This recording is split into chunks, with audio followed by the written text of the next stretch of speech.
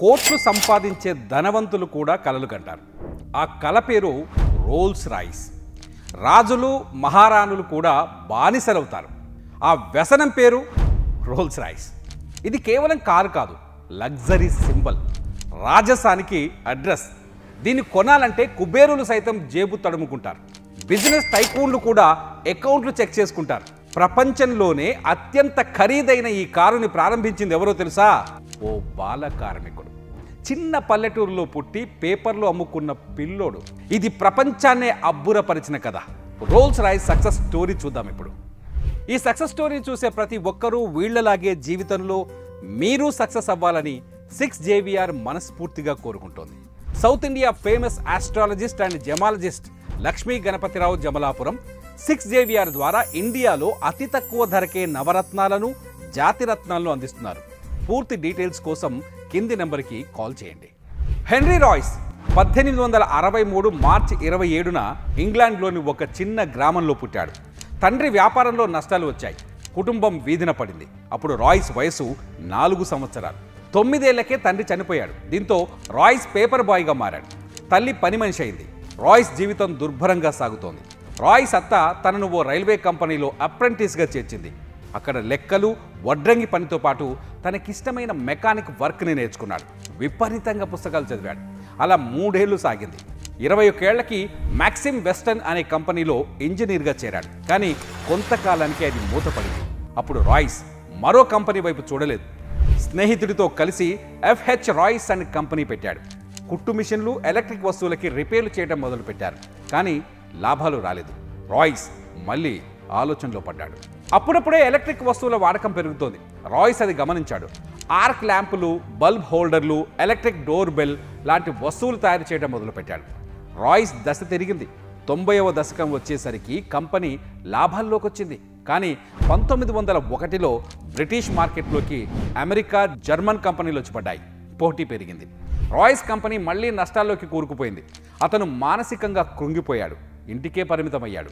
అప్పుడు ఓ డాక్టర్ ఇచ్చిన సలహా ఆయన జీవితాన్నే మార్చేసింది. నువ్వు ప్రయాణాలు హాయిగా చేయాలంటే ఓ కారు కొనుక్కో. ఆ డాక్టర్ ఇచ్చిన సలహా ఇదే. డెకోవెల్లా కారు కొన్నాడు. అయితే ఆ కారు విపరీతమైన శబ్దం చేస్తోంది. బ్రేకులు సరిగా లేవు, ఇంజన్ హీట్ ఎక్కుతోంది. అప్పుడు రాయిస్కి ఒక ఐడియా వచ్చింది. కారుని రీడిజైన్ చేశాడు. అది ఒరిజినల్ కారు కన్నా బాగుంది. అతనికి నమ్మకం కలిగింది. కారు తయారు చేయటం మొదలుపెట్టాడు. రాయిస్ తయారు చేసిన కారు టెస్ట్ డ్రైవ్ 1904 ఏప్రిల్ 1న జరిగింది. అదే ఊపులో మరో 2 కార్లు తయారు చేశాడు. కానీ అవి విడుదల కాలేదు. ఆ కార్లను ఎగ్జిబిషన్లో పెట్టాడు. ఆ ఎగ్జిబిషన్కు చార్లెస్ రోల్స్ వచ్చాడు. ఇక్కడే కథ మలుపు తిరిగింది. చార్లెస్ రోల్స్ పుట్టుకతో ధనవంతుడు, మెకానికల్ ఇంజనీర్. అప్లైడ్ సైన్స్ చదివి అప్పటికే ఇంజిన్లు తయారు చేస్తున్నాడు. బ్రిటన్లో కార్ డీలర్షిప్ కూడా స్టార్ట్ చేసిన మొదటి వ్యక్తి రోల్సే. ఓ లగ్జరీ బ్రిటిష్ కారు తయారు చేయాలన్న ధ్యేయంతో రోల్స్ తిరుగుతున్నాడు. ఇప్పుడు రాయిస్ లాంటి గొప్ప ఇంజనీర్ దొరికాడు. సో రోల్స్ ఇంజన్లు తయారు చేస్తాడు, రాయిస్ కారు డిజైన్ చేస్తాడు. ఒప్పందం కుదిరింది. జాయింట్ వెంచర్ స్టార్ట్ అయింది. కంపెనీ పేరు రోల్స్ రాయిస్. 1906 మార్చిలో Rolls Royce limited company start అయింది. 10, 15, 20, 30 హార్స్ పవర్ ఉన్న 4 రోల్స్ రాయిస్ కార్లు రెడీ అయ్యాయి. ఆ కార్లు ILF మెన్ టూరిస్ట్ ట్రోఫీ వంటి ప్రతిష్టాత్మక టోర్నీస్లో పాల్గొన్నాయి. అప్పటిదాకా ఉన్న స్పీడ్ కార్స్ని అవి బ్రేక్ చేశాడు. రోల్స్ రాయిస్ పేరు మారుమోగిపోయింది. 1906 ఇయర్ ఎండ్లో 40 and 50 హార్స్ పవర్తో 6 సిలిండర్స్తో ఒక కొత్త మోడల్ను రిలీజ్ చేసింది రోల్స్ రాయిస్. అలాంటి కార్ను ప్రపంచం ఎప్పుడూ చూడలేదు. దాని పేరు సిల్వర్ ఘోస్ట్. టెస్ట్ డ్రైవ్ మొదలైంది. 24,000 కిలోమీటర్లు విజయవంతంగా ప్రయాణించింది. సిల్వర్ ఘోస్ట్ వరల్డ్ బెస్ట్ కార్గా మారిపోయింది. 1907 నాటికే రోల్స్ రాయిస్ అంటే కారు కాదు, స్టేటస్ సింబల్ అని అందరికీ అర్థమైపోయింది. సరిగ్గా 3 సంవత్సరాల తరువాత ఓ విషాద ఘటన జరిగింది. జూలై 12, 1910 చార్లెస్ రోల్స్ డ్రైవ్ చేస్తున్న విమానం కుప్పకూలింది. 32 ఏళ్లకే చార్లీ ప్రాణాలు కోల్పోయాడు. బ్రిటన్లో విమాన ప్రమాదంలో చనిపోయిన మొదటి వ్యక్తి చార్లీయే. స్నేహితుడు హఠాత్తుగా చనిపోయేసరికి రాయిస్కి ఏమీ అర్థం కాలేదు. అయితే స్నేహితుడు చనిపోయిన మరుసటి సంవత్సరమే అంటే 1911లో రాయిస్ ఆరోగ్యము క్షీణించింది. డాక్టర్లు తనకు పేగు క్యాన్సర్ అని చెప్పారు. ఆపరేషన్ చేశారు. అయినా రాయిస్ 3 నెలల కన్నా ఎక్కువ రోజులు బతకడని డాక్టర్లు తేల్చి చెప్పారు. రాయ్స్ బెడ్పై ఉన్నాడు, కానీ అతను చావు గురించి పట్టించుకోలేదు. సిల్వర్ ఘోస్ట్కి మెరుగులు దిద్దాలని ఆలోచిస్తున్నాడు. 3 నెలలు గడిచాయి. అనూహ్యంగా రోయిస్ కోలుకున్నాడు. మళ్ళీ పని ప్రారంభించాడు. సస్పెన్షన్ను డెవలప్ చేశాడు. వీల్ని పటిష్టంగా తయారు చేశాడు. గ్రౌండ్ క్లియరెన్స్ను పెంచాడు. సొంతంగా ఓ మస్కట్ను డిజైన్ చేసి కారు బ్యానెట్పై అమర్చాడు. అదే రోల్స్ రాయ్స్ సింబల్. ఈ శిల్పం రోల్స్ రాయ్స్కి గొప్ప పేరు తెచ్చిపెట్టింది. 1913 నాటికి రోల్స్ రాయ్స్ లాభాలు 90,000 పౌండ్లను దాటాయి. అప్పుడే ఓ ప్రమాదం ముంచుకొచ్చింది. 1914లో యుద్ధం కారణంగా ఆర్థిక వ్యవస్థ కుప్పకూలింది. కంపెనీ నష్టాల్లో పడింది. ఉద్యోగుల్ని తొలగించారు. ఆ కష్టకాలంలో యుద్ధానికి అవసరమైన కార్లను తయారు చేయడం మొదలుపెట్టింది. సిల్వర్ ఘోస్ట్ కారును ఆర్మీ కారుగా మార్చింది. తన స్నేహితులు తయారు చేసిన ఇంజన్కు కొన్ని మార్పులు చేసి PV-12 అనే మోడల్ని విడుదల చేశాడు రాయ్స్. RR అనే కంపెనీ లోగో పెట్టాడు.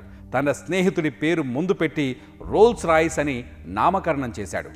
ఆ రోజుల్లోనే రోల్స్ రాయ్స్ లక్షల కోట్ల వ్యాపారం చేసింది. రోల్స్ కుటుంబ సభ్యులు ఎవరు కంపెనీలో లేకపోయినా ఆ కుటుంబానికి వాటా ఇచ్చేవాడు రాయ్స్. అది వారిద్దరి స్నేహబంధానికి నిదర్శనం. 1915లో తమ మొదటి ఇంజన్ ఈగల్ను ప్రారంభించింది రోల్స్ రాయ్స్. ఇది మొట్టమొదటి అధునాతన విమానం. ఇంగ్లాండ్ నుంచి ఆస్ట్రేలియా వెళ్లిన విమానంగా రికార్డు సృష్టించింది. 1916లో చిన్న ఇంజన్ ఫల్కన్ ఇంజన్ను తయారు చేసింది Rolls Royce. 1918లో Rolls Royce Kandur ఇంజన్ను తెచ్చింది. ఇది లార్జ్ ఎయిర్ క్రాఫ్ట్కు ఉపయోగపడే ఇంజన్. ఈ మిషన్ యుద్ధ విమానాలకు ఆయుపట్టుగా మారింది.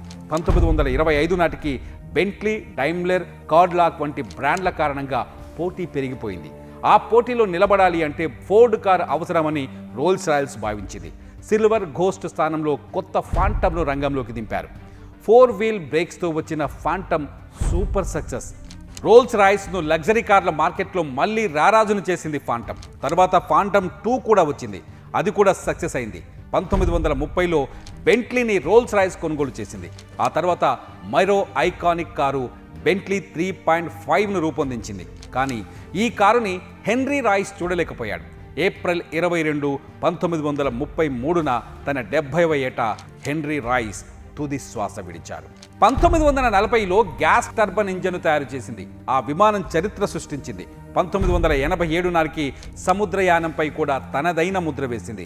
1990లో ఎయిరో ఇంజన్ జాయింట్ వెంచర్ BMWతో కలిసి వ్యాపారం మొదలుపెట్టింది. BMW ఓవైపు, రోల్స్ రాయ్స్ మరోవైపు ప్రపంచాన్ని ఓ ఊపు ఊపేస్తున్నాయి. ఒక సామాన్యమైన వ్యక్తి మహాశక్తిగా ఎలా మారాడో రోల్స్ రాయ్స్ స్టోరీ చెబుతుంది. బిజినెస్లో ఉండాల్సింది పార్ట్నర్లు కాదు, స్నేహితులను కూడా తెలియజెబుతుంది ఈ కథ. ఇది ఇద్దరు స్నేహితుల విజయగాథ. ఇది రోల్స్ రాయ్స్ సక్సెస్ స్టోరీ.